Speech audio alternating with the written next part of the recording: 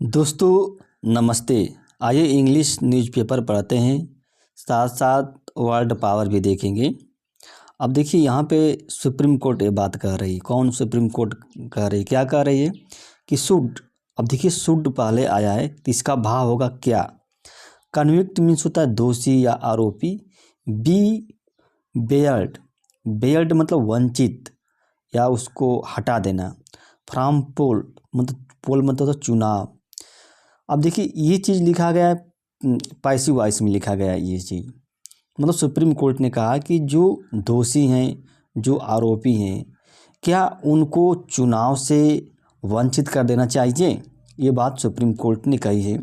किससे कही है? राज्य सरकार, चुनाव आयोग से कहा है और सरकार से कहा है। तो आइए न्यूज़ पढ़ते हैं, न्यूज़ में क्या लिखा गया है। अब देखिए न्यूज़ में है कि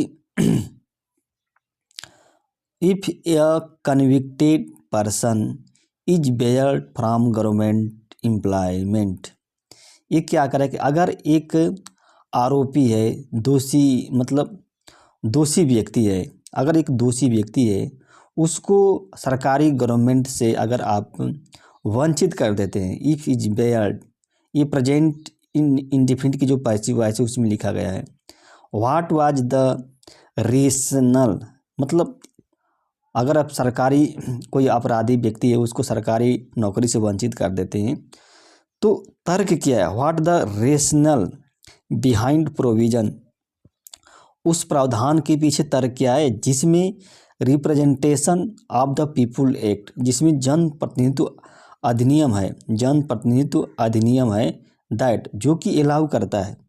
क्या अलाउ करता है?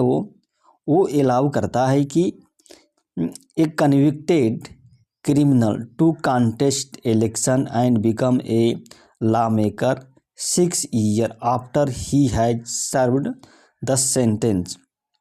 सुप्रीम कोर्ट आज the on Monday, supreme court ने ये बात मंडे कही कि जो जनप्रतिनिधित्व अधिनियम है उसके पीछे क्या तर्क है कि एक जो दोषी अपराधी है, एक कन्विक्टेड क्रिमिनल है जो क्या चुनाव लड़ता है, टू कॉन्टेस्ट चुनाव लड़ता है, एंड क्या होता है लॉ मेकर बन जाता है, कानून बनाने वाला बन जाता है।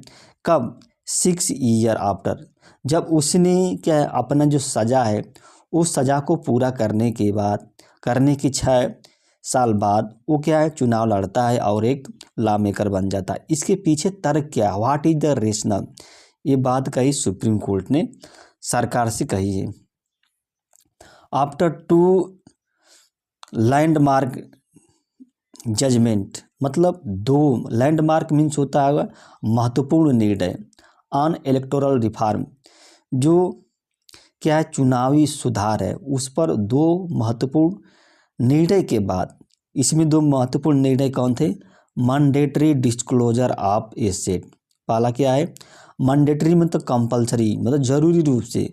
डिस्क्लोजर ऑफ एसेट, देखिए डिस्क्लोजर ऑफ एसेट का मतलब हुआ कि जो संपत्ति उसका खुलासा करना। एंड क्रिमिनल एंटेसेडेंट बाय कैंडिडेट, और जो उम्मीदवार है उसके द्वारा जो अपराध की जो पृष्ठभूमि है उसको बताना, क्रिमिनल जो आपराधिक पृष्ठभूमि है उसको बताना, मतलब कंपलसरी जरूरी रूप से बताना, इस दोनों पर। एंड क्या कहा फिर, आइए देखते हैं क्या कहा। एंड प्रिस्क्राइबिंग ऑटोमेटिक डिस्क्वालिफिकेशन, और देखिए प्रिस्क्राइबिंग मीन्स होता है मतलब दिशा निर्देश देना या नियम बनाना। प्रिस्क्राइबिंग ऑटोमेटिक डिस्क्वालिफिकेशन मतलब स्वतः क्या होता है अयोग्य हो जाता है। किससे? ऑन कन्विक्शन, मतलब जो अपराध है उस पर स्वतः क्या होता है अयोग्य हो जाता है।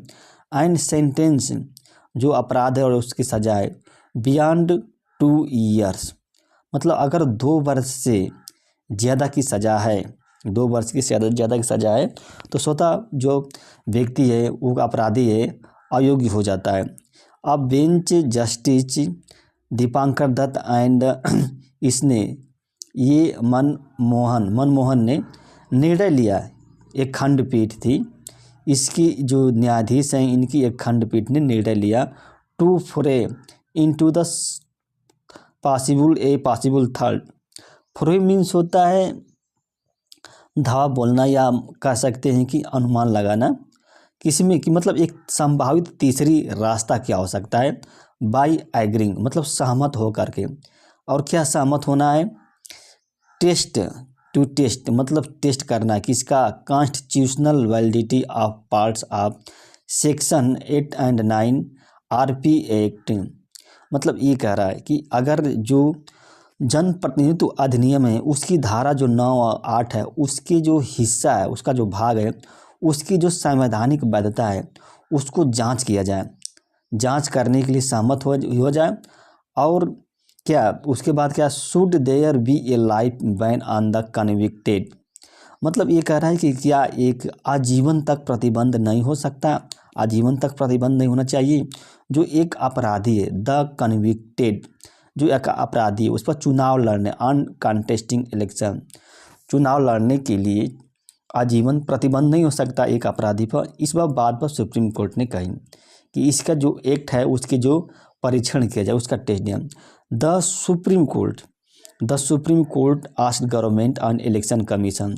सुप्रीम कोर्ट ने गवर्नमेंट से और जो इलेक्शन कमीशन है, निर्वाचन आयोग है, उससे पूछा, क्या कहा, टू फाइल मतलब फाइल करने के लिए, रिप्लाई इसका उत्तर। और ये उत्तर किसके उत्तर में, याचिका के, एक याचिका है उसकी याचिका के उत्तर में फाइल करने के लिए कहा है एक एफिडेविट। और यह याचिका कौन जारी किया था, एडवोकेट पेटिशनर मतलब वकील जो है याचिकाकर्ता अश्विनी कुमार उपाध्याय ने किए।